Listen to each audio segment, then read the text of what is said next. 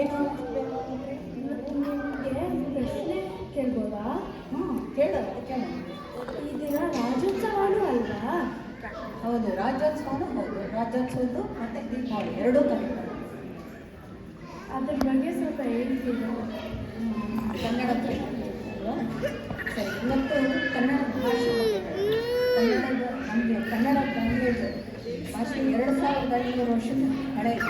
ಹೌದಾ? ಅದರ ಲಿಪಿ 1500 ವರ್ಷದ ಹಳೆ. ಅದು ನಮ್ಮ ಲಿಪಿ ಎಷ್ಟು ಚೆನ್ನಾಗಿದೆ ಅಂದರೆ ವಿನೋದವರು ಕನ್ನಡದ ಲಿಪಿಗಳ ರಾಣಿ.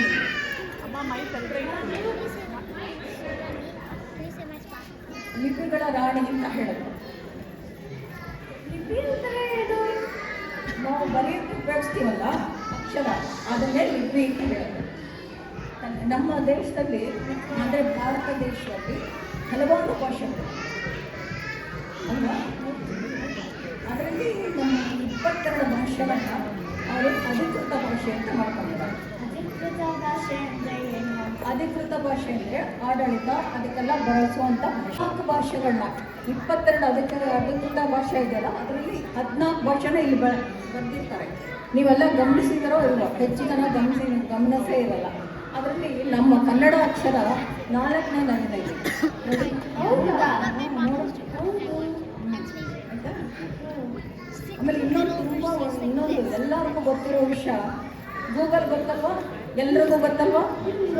ಎಲ್ಲರಿಗೂ ಗೊತ್ತು. ಗೂಗಲ್ದು ಲೋಗೋ ಇದೆಯಲ್ಲ, ಅದು ರೌಂಡಾಗಿದೆಯಲ್ಲ, ಅದನ್ನು ನೋಡಿದ್ದೀರಾ? ನೋಡಿದ್ದೀರಿ? ಅದರಲ್ಲಿ ಕನ್ನಡದ್ದು ಒಂದು ಅಕ್ಷರ ಇದೆ. ಯಾವ ಅಕ್ಷರ?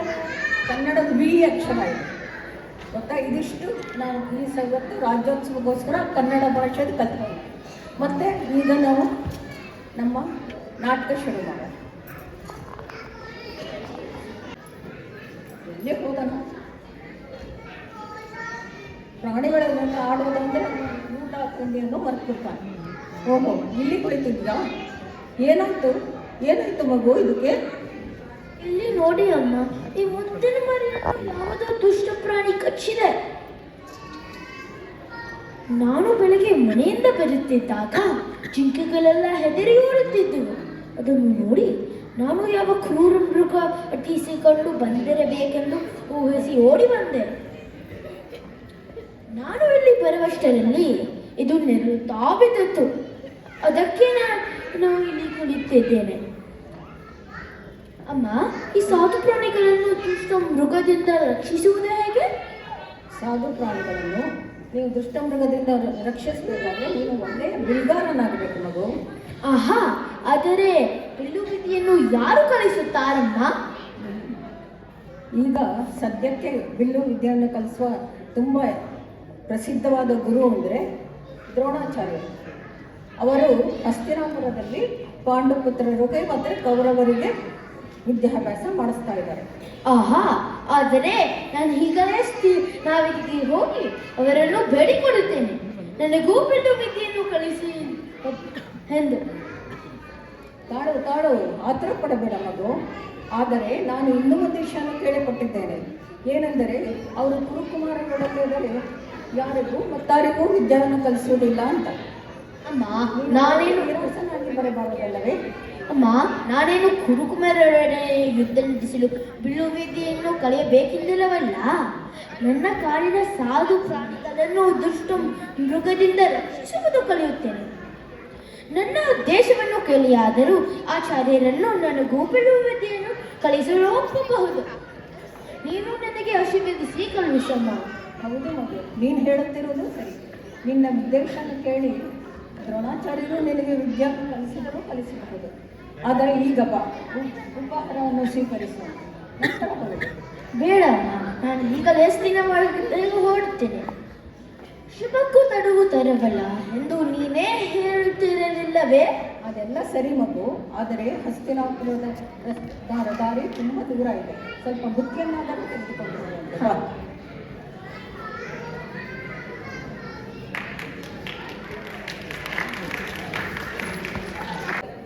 ಏನು ಇಷ್ಟು ಓಡ್ ಬರ್ತಾ ಇದೆ? ಈ ದಿನ ಏಕಲವ್ಯ ಏನ್ ಗೊತ್ತಾ ಮಾಡ್ದ? ಏನ್ ಮಾಡ್ದ? ದೂರದಲ್ಲಿ ನಾಯಿ ಬೊಗಳ ಶಬ್ದ ಕೇಳಿಸ್ತಾಯಿತ್ತು. ಆಗ ಒಂದೇ ಸಮನೆ ಅನೇಕ ಬಾಲಗಳನ್ನು ಬಿಟ್ಟ. ಆಗ ನಾಯಿ ಬೊಗಳ ಶಬ್ದನೂ ಆಗ್ತಾಯಿತ್ತು. ಹೌದಾ? ಅಂತೂ ನನ್ನ ಮಗ ಗುರುವಿಲ್ಲದೆ ಗುರುವನ್ನು ಸಾಧಿಸಿಬಿಟ್ಟ. ಆದರೆ ಅವನು ಗುರು ದ್ರೋಣಾಚಾರ್ಯ ಅಂತ ಇರ್ತಾನೆ. ಒಂದು ಅಕ್ಷರವನ್ನು ಕಲಿಸಿದ್ದ ಅವರು ಎಂಥ ಗುರು!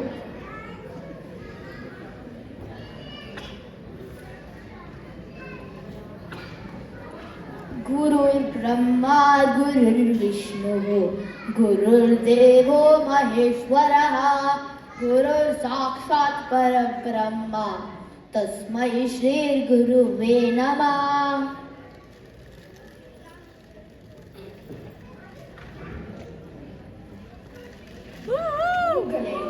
ನಾನು ಅವನನ್ನು ಎಲ್ಲೆಯಲ್ಲೋ ಭೇಟಿಯಾಗಿದ್ದೇನೆ. ಅವನು ಎಲ್ಲೆಯಲ್ಲೋ ಹೋಗಿ ನೋಡೋಣ.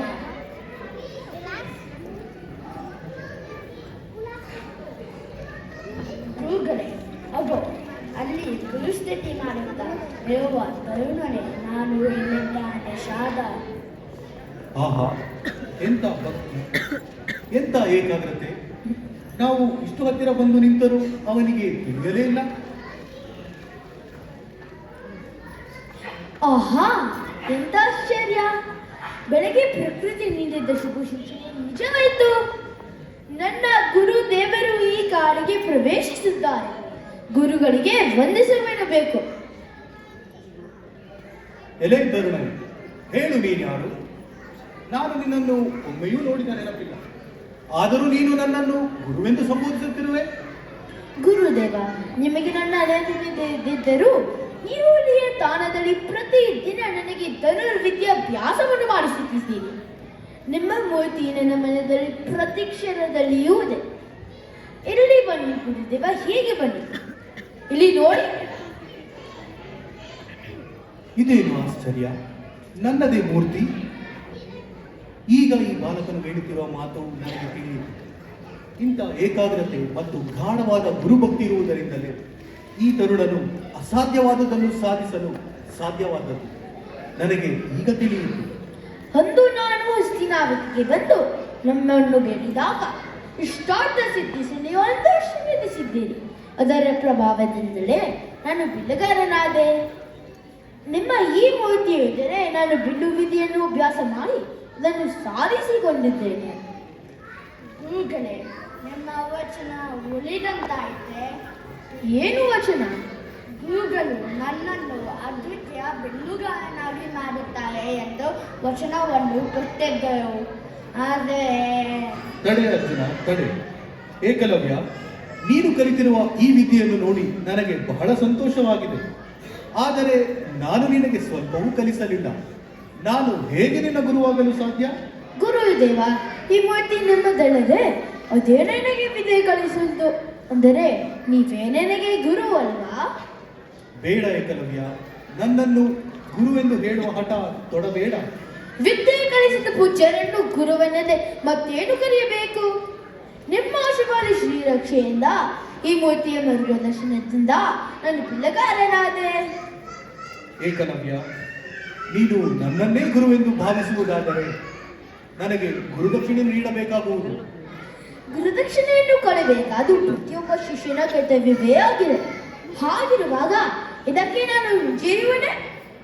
ಗುರುದೇವ, ನನ್ನ ಪ್ರಾಣವನ್ನೇ ಬೇಕಾದರೂ ನಿಮಗೆ ದಕ್ಷಿಣೆಯಾಗಿ ಅರ್ಪಿಸುವ ವಿನಃ ಇಲ್ಪ ಕಾರಣಕ್ಕಾಗಿ ನಿಮ್ಮನ್ನು ಗುರುವನ್ನೇ ಹಿಡಿಯುವುದಿಲ್ಲ. ಕೇಳಿ ಗುರುದೇವ, ನಾನು ಯಾವ ಕಾಣಿಕೆಯನ್ನು ನಿಮಗೆ ಅರ್ಪಿಸಿದೆ?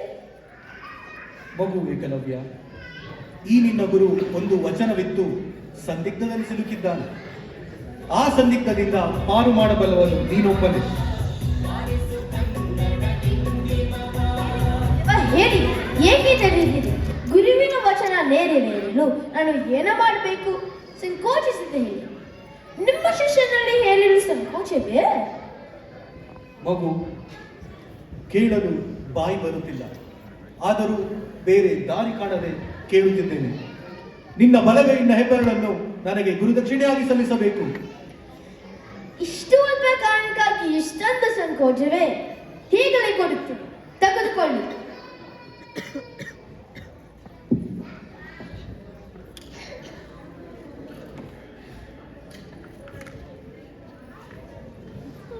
ಆಯುಷ್ಮಾಂತನಾಗು.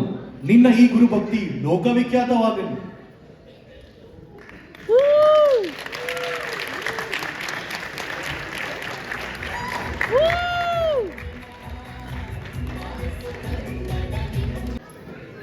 ಎಲ್ಲೇ ಹೋದನ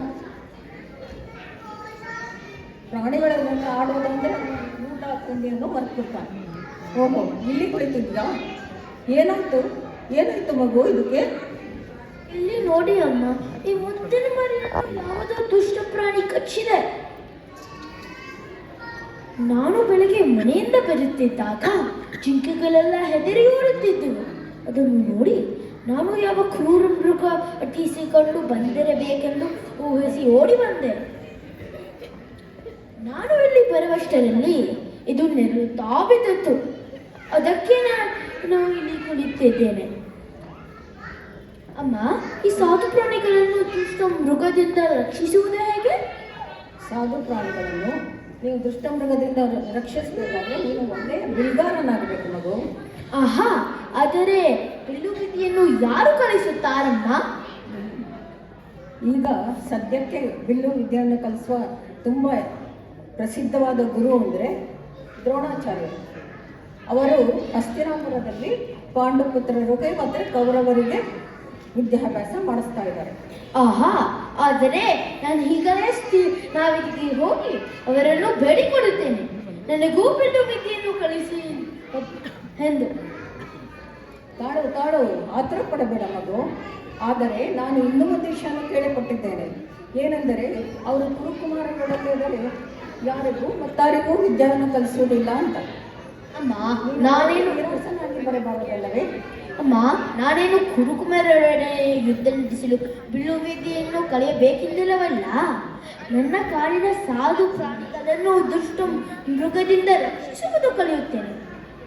ನನ್ನ ಉದ್ದೇಶವನ್ನು ಕೇಳಿಯಾದರೂ ಆಚಾರ್ಯರನ್ನು ನನಗೂ ಬಿಲ್ಲು ವಿದ್ಯೆಯನ್ನು ಕಲಿಸಲು ಒಪ್ಪಬಹುದು. ನೀನು ನನಗೆ ಆಶೀರ್ವದಿಸಿ ಕಳುಹಿಸಮ್ಮ. ಹೌದು ಮಗು, ನೀನು ಹೇಳುತ್ತಿರುವುದು ಸರಿ.